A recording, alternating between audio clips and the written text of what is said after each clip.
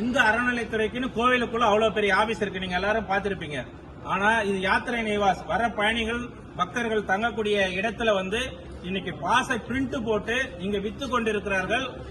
அது மட்டுமில்லாமல் திமுகவின் BLA 2 முதல் கவுன்சிலர், மாநகர கவுன்சிலர், MLA வரை பாச தன்னார்வலர்களும் சொல்லி இங்க போடுறதுக்கு காரணம் என்ன?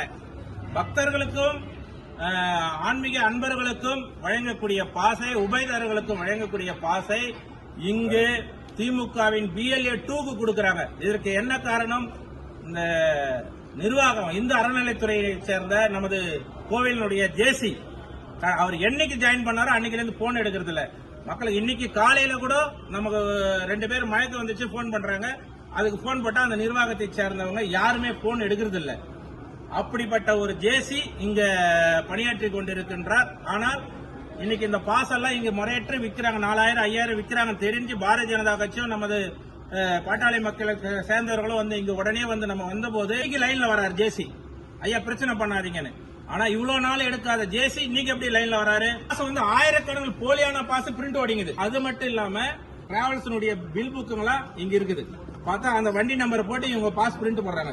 திராவிட முன்னேற்ற கழகத்தை சேர்ந்த இந்த அமைச்சர் அவருடைய ஏற்பாட்டில் நடக்குது. திமுக அவர் ஸ்டாலின் போட்டோ, ஏவாவேலு போட்டோ, உதயநிதி போட்டோவோட அந்த பேக் அங்க உள்ள இருக்கு.